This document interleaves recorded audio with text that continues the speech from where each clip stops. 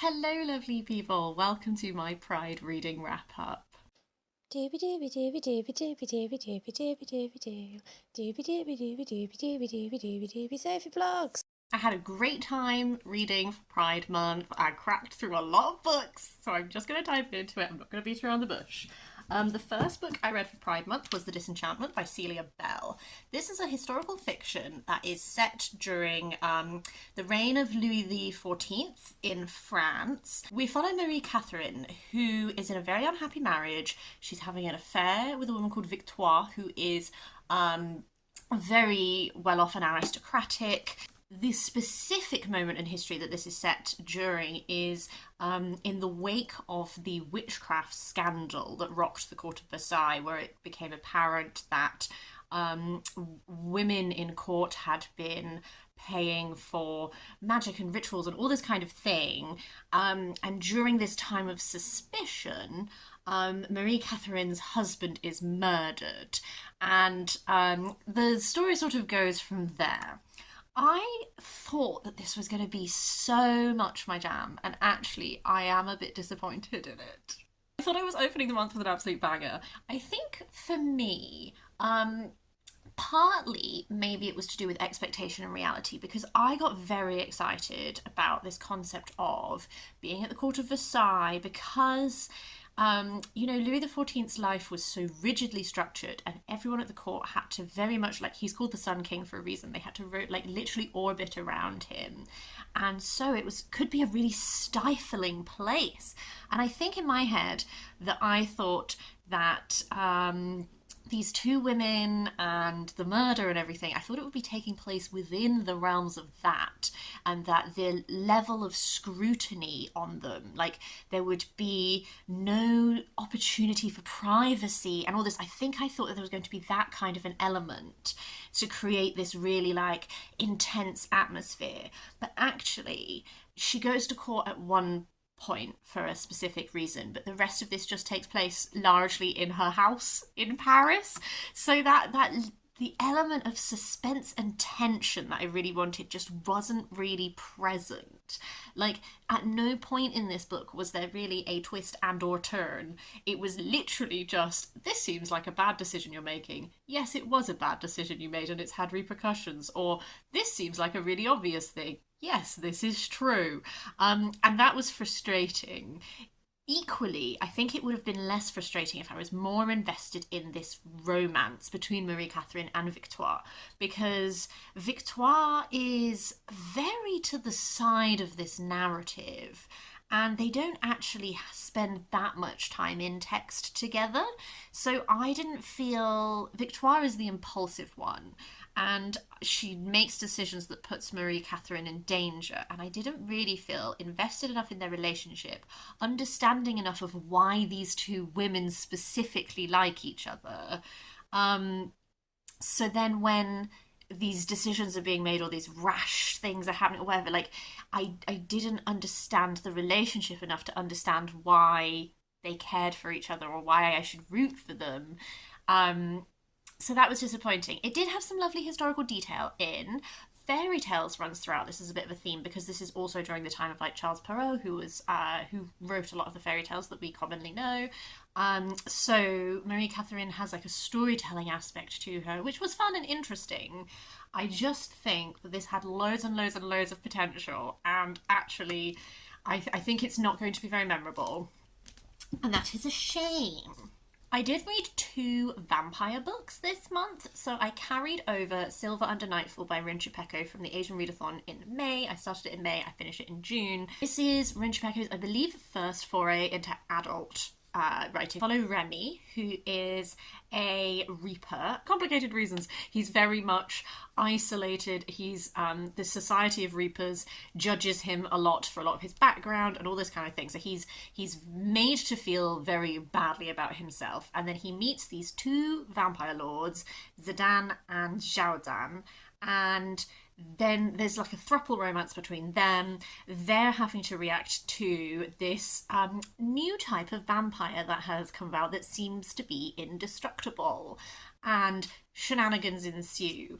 One thing I really liked about this was that it is doing cool things with vampire lore. Like the vampire like societies in this, they're like different courts. So there's like the first court, second court, third court, and depending on the court, relationships with humans are either cordial or deeply antagonistic, so it varies. It's not that vampires as an entire species are awful, it very much depends on the individual. And this new type of vampire that is developing, it kind of reminded me a lot of like the second Resident Evil film. It has this element of like mutation to it and all that kind of thing. So the vampire lore side of things I really liked. This is a very long book. It's, I think, 500 something pages. I definitely felt the length at times. I think maybe that's because there is a lot of time spent on the relationship. And I love seeing a throuple because often when there are love triangles, the solution does seem to be, why don't you all just be together? And so I did like that this was exploring a throuple relationship. I think where I struggled to like super root for the relationship is that I understand why Remy is interested in the two vampires. I don't understand why the vampires care about him. Remy is very much like, oh, poor little baby. Like he has extremely low self-esteem. He's got the type of backstory where it's literally just like, what if we just made every single thing you ever experienced awful, and you're like a hurt little person who doesn't believe that they deserve good things, to a level that I felt was a little excessive at times. But also, the vampires seem to want to like protect Remy and all that kind of thing, but I don't really get why they're romantically interested in him. And because the relationship is, I would say, the relationship is on equal amount of page time too, investigating these new vampires, wherever they come from, what's occurring, that kind of thing. And it goes very explicitly into like their sexual relationship and that kind of thing. I didn't like hate it, but it felt like such a long book. I think that there are really cool things about this series. It had some really cracking like action battle scenes, like very much like real showdown sort of things, which I liked. I have read reviews of the second book. It's a duology, and I'm not sure if I'm going to continue with it based on reviews I've read of the second book, because there's just been some information that I've seen that I think would annoy me, specifically to do with like a specific character in this book who is awful, who is sort of like all of that aspect of his personality is just kind of ignored in the second book. I don't know, I think that might annoy me. But it was a cool vampire book, and I think if it sounds interesting to you, I would still recommend giving it a go because it was a lot of fun. The other vampire book that I read, which also had some very interesting vampire lore, was The Gilda Stories by Jewelle Gomez. Follows, she's initially just called The Girl. She is, in 1850, she's an escaped slave, and she is found by this woman who like takes her in. This woman runs a brothel, and she's brought up there and eventually turned into a vampire and named Gilda. The form of this is interesting because it's split into sections, and each section is set in a different time, so you really get to span a lot of time in the telling of the tale. And the interesting vampire lore is twofold. First of all is that it engages with that element of vampires having to like sleep on the dirt of their grave. Except in this one, it's that vampires, you have to carry like the soil of your home with you. So they've adapted, and as well as having it like incorporated into their bed and all that kind of thing, they have it like sewn into their clothes and like woven into the fabric and all that kind of thing, which is really cool. And then the other element is that this isn't like vicious blood-sucking vampire kind of thing. It's like there's this almost like this reciprocity to vampiric feeding in this book. Gilda communes almost, like when she is feeding from someone, it's like a meeting of, because vampires can do like thought reading in this, like they sometimes can in lore. In this one, it's like she takes of them the blood, but in return she gives something that could be like guidance, or like helping them muddle through their feelings, or leaving them with a sense of resolution, and or like as she is feeding, she is able to get a sense of this person and what their challenges are and what's concerning them, and leave them with something. So she imparts something of herself when she's feeding, and that is really interesting. I really liked that element. I think the upside of the structure as well is that you get to have lots of different little types of narrative in the same book. So different time period stories have a very different feel to them depending on what's happening. I think potentially the downside is that sometimes I did feel a little bit of a distance character wise, because you go through such a broad amount of time. There is obviously a limit to which characters can reoccur. As a side note, I found Julian really annoying. I don't think I was supposed to. I really found him deeply, like the way he was interacting with Gilda. I was like, leave this woman alone. That's not how I was supposed to read it, because she was like, oh, he's like a brother to me, and I was like, yeah, annoying. So that was just my own personal interaction with that portion of the tale. I should say I read this one for Pride Month because Gilda is a lesbian, and so there are a number of relationships with women throughout this, which was really fabulous. A short story collection I actually really enjoyed is Variations by Juliet Jacques, which is short stories that take different moments of queer history. And really interestingly, there's this sort of like found footage kind of element to this, in that a lot of these stories are based on or inspired by found pieces of media, whether that's like one of them is based on this arrest record we have of this person, or like based around a real life protest that happened. So this is exploring like queer history, trans history across a really broad range of time. And as a result, all of the different short stories are in very different tones and styles to respond to the time period in which they're set and the type of media in which it's based off of. So, you know, one of these has, it's formatted like a film script. Other ones are using much older language and style if they're based on things that happened in like the 1700s. I really enjoyed that variety of narrative style. I thought that the stories that were being told were really interesting. This is one of those ones which I think I'm going to think about for, I think it's just going to stay in my mind for a really long time. I'd really recommend it, actually. I just think this element of like, we have always been here, our stories have always existed, you just have to be able to find them, they just exist in these fragments, but from these fragments you can build an idea in a sense and just imagine what these people's lives were like. This was a real highlight of this month, actually. I really liked it. I also read Love from the Pink Palace by Jill Nalder, which is Jill's memoir. Jill is a straight woman, but when she moved to London to pursue acting, she became friends with a lot of gay men, and so this is set during the 80s, and it documents not just her life and her friendships, but also a lot of the men in her life were affected by the AIDS epidemic, and she was involved in a lot of fundraising. She did a lot of these like West End raising money for AIDS charities and to support people who were suffering and all that kind of thing. I think that she just seems like such a lovely human being. I really got the sense while I was reading it that she's very empathetic as a person. She cares very deeply, not just for the individuals in her life that she was friends with, but for people in a much wider sense. And I think that that's really lovely. I think slightly my reading of this book suffered in comparison to having very recently finished Borrowed Time by Paul Monette, which is a deeply personal, quite intense memoir about his partner Roger dying of AIDS, and he wrote it while he himself also had AIDS, and he there's this element of living on borrowed time and not knowing how much time he has to tell these tales and all that kind of thing. That was very deeply personal, and it made me feel a lot of emotions. And I think that where this one suffered in comparison is that I think that this is a very easily accessible book, absolutely very easy read, very personable. I think if you don't know anything about the AIDS epidemic and you want to start exploring it, it's a really great start point.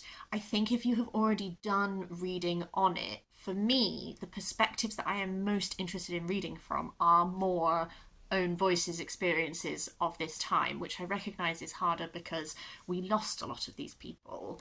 I just think that a lot of Jill's time, because she's not directly experiencing things herself, is just like, I performed as a cabaret act in this bar, and then my friend was in the West End in this play, and all that kind of thing. And I just wasn't super interested in that side of things. I do think it's a lovely book, and I think she seems like a lovely human being. So, for another non-fiction, before I go back to some fiction, this is Coming Out Under Fire, The History of Gay Men and Women in World War II by Alan Berube. This is specifically about gay men and women in the military in America in World War II. It starts with sort of it's not the interesting. The first chapter is like getting in, like how do you, as a gay man or woman, get into the military? Because the military at the time, in response to World War One and all of the soldiers that were suffering with shell shock. At the time, the attitude was that shell shock was something that affected people who had a weak mind, and that they associated that with homosexuality, and so they didn't want gay people to come into the army because they were like, if they come into the army, they'll end up with shell shock and we'll have to pay them loads of money and support and all this kind of thing. Awful, awful, obviously. But created a very interesting point that if you didn't want to be conscripted into the army, you could find a way out of it. And then as the war went on, that attitude changed. There were times when there was, in some ways, more liberation and times when there was real crackdowns. So this was an interesting look at, even just within the time period that this focuses on, which is not very long, how attitudes and psychology and understanding and the medicalization of homosexuality changed. So it was very, very interesting to read from that point of view. I will say this focuses much more on gay men than it does gay women. Obviously, at the time, women were allowed to be in the army in supportive roles like administration and that kind of thing, but they weren't actually allowed to do anything other than that. So I do in some ways understand that when it comes to source material and stuff, you're going to have a lot more on the male experience. I would say that Lillian Faderman's book, Odd Girls and Twilight Lovers, covered lesbian experience in the army quite in depth in one of her chapters, so it's not that there's nothing there. Other thing that I will say is that this is very much concerned with the experience of gay men and gay women. It didn't really touch on people whose sexuality might express itself as bisexuality. It didn't really touch on trans experience, even though it did talk a lot about cross-dressing in regards to the types of performances that men would put on during wartime and all that kind of thing. So definitely a very interesting read. It made me, the whole time I read this, I had the soundtrack from Yank, the musical, in my head so badly. There's this beautiful song in it which is about the two men who fall in love, who are planning when they're out they will buy a house together and live together and all of this, and then there's a really heartbreaking reprise song which is the same song, but it's this acknowledgement from one of them that actually they can only be together in this very specific time that they have in the army, and that they will not be able to be together outside of it. And it just makes me really cry. If you like musicals, listen to Yank, check it out, it's great. Back into the world of fiction, we have Burning Roses by S.L. Huang. This is a very short little book. We follow Nghi, who is the archer, which is obviously inspired by the myth of Changi. And then we also follow Rose, who is a form of Little Red Riding Hood. They are older women now. They both have lost the woman that they were in love with for different reasons and in different ways. And they are like fighting monsters, essentially. And they set off on this quest. And while they're on this quest, they have to like really deal with a lot of their past and their history and that kind of thing. On the whole, I really liked this one, actually. I definitely think it is a short little book. So, like, are there bits that could be fleshed out more? Yes. I think when I got to the end of it, I was like, yes, I see what you wanted to say here. I see the story you wanted to tell, and I enjoyed it. It has a fun interweaving of, like, fairy tale and myth and that kind of thing. It has a real reckoning with the price of actions, but also when something is a self-imposed sort of punishment like the way that we punish ourselves is often harsher than the way that other people would choose to make us, that kind of thing. Um, I really liked having older women protagonists. That's something that I really want to read more books with. Non-fiction, I also read The Best of Beardsley by R.A. Walker. This has a very short biographical introduction, and then all the rest of it is Beardsley's artwork. I really loved this. I gave this 5 stars. I knew Aubrey Beardsley's work through the illustrations he did for Oscar Wilde, but I didn't really know, and the fact that he died very young. I didn't really know much more about his life or any of the rest of his artwork, really. So one thing I really enjoyed about this was sort of, he has a very distinctive style, and he is working in all of these with pretty much just black and white. But even within that, some of these pieces are experimenting in ways that were really interesting. Like, what if actually this was all black with only white as highlight, or that kind of thing. So he's very stylized, and I think that although the biographical information is very short, it definitely gave me like a succinct summary of what's to know, and then all the rest of it I was able to just like absorb his work and think about it myself, which I enjoyed. Very short book I read was When Tiger Came Down the Mountain by Nghi. This is the second book in the Singing Hills saga, or whatever it's called. In this one we still follow the cleric Chi, and they are traveling in the north with these people who ride mammoths into battle, and then they are captured by these 3 tigers who have the ability to shapeshift sort of from tiger into human and that kind of thing, who want to eat them. And then the cleric has to spin out this story until such a point as the rest of the mammoth corps might be able to find them and rescue them. As with the first book in this series, storytelling is so important, and I really enjoyed that there's this element of she telling the story as they learned it, and then the tigers being affronted and correcting the telling of it. And I feel like the nature of this is that the truth maybe lies somewhere in the middle between these 2 perspectives, that is human perspective versus tiger perspective on the same story that concerns a human and a tiger's relationship. I really enjoyed that. I think what this one lacked that the first one had is the first one had real like political implications, and you reach a moment where you realise that the story you're being told is actually much more complex than it seems on the surface. It has real ramifications. And this one, I enjoyed that look at like what is truth, what is objectivity, but I didn't feel like it had that oomph at the end that was like that realisation moment of, oh, I understand what's happening here.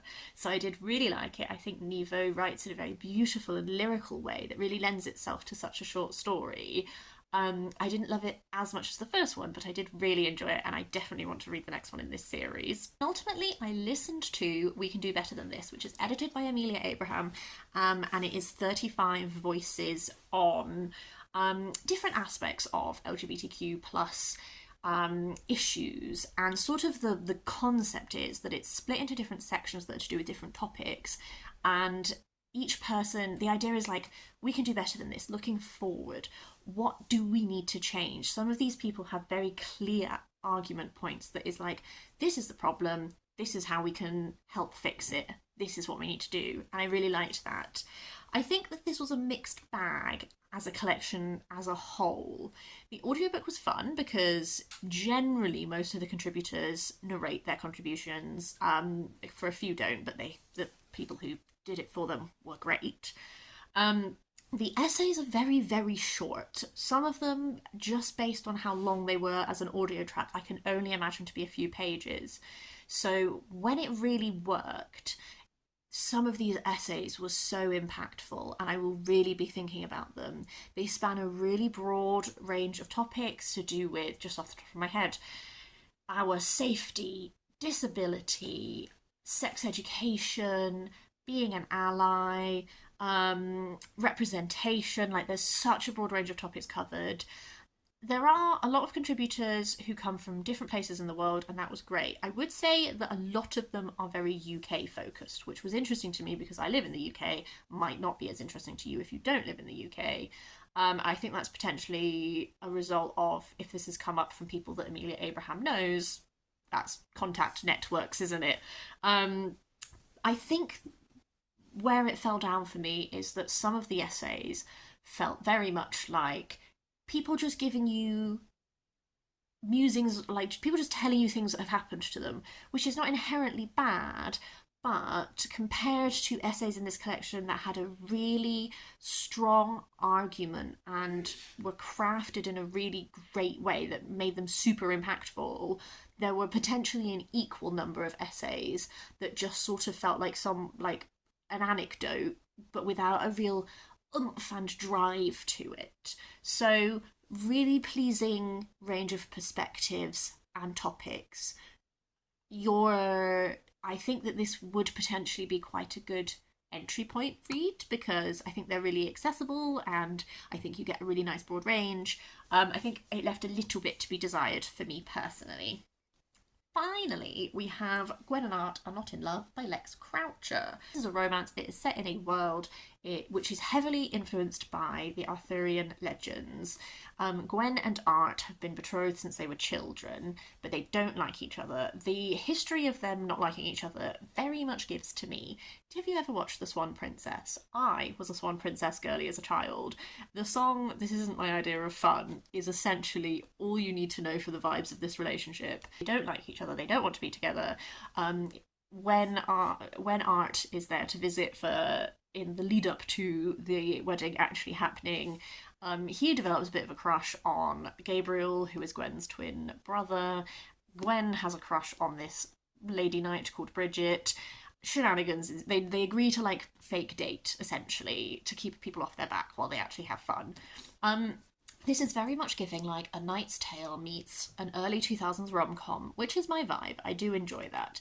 I think of the four people, Bridget is the one that I felt the least sort of fleshed out. I understand why Gwen is interested in Bridget. I don't really feel like Bridget's personality was as strongly represented as these three, or why she would be interested in Gwen in return as clearly shown. I think the witty repartee slash banter. I really don't like using the word banter because I feel like it's really been like taken and run with in a way. But there's a lot of like amusing back and forth and that kind of thing. Your mileage for that will vary based on your own personal humour. For once in my life, I actually didn't mind it. I found it quite fun. I had a good, lovely time with this. I read it on holiday when I was frolicking around some castles. There is a tonal shift, I will say. Most of this is like, not that much is happening, but if you enjoy the humour and the style, you'll be having a good time.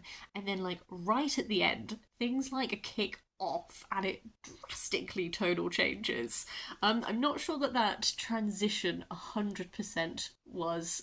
It felt a little jarring, is what I'm saying. I love a good cracking showdown, so I didn't mind it, but definitely that moment I was like, oh. That's all of my Pride reading. I will be doing a June wrap-up part 2, which is everything else that I read in the month of June, because this was my most productive reading month of the year. I would really love to hear if you have read any of these. I would love your thoughts. And did you read anything great for Pride Month that I can add to my TBR, file in my brain for next year's Pride Month? I mean, I read LGBTQ plus books all year round, don't get me wrong, but I do like to build a little June Pride little stack. Hope you're having a lovely day, and I will see you next time for something different.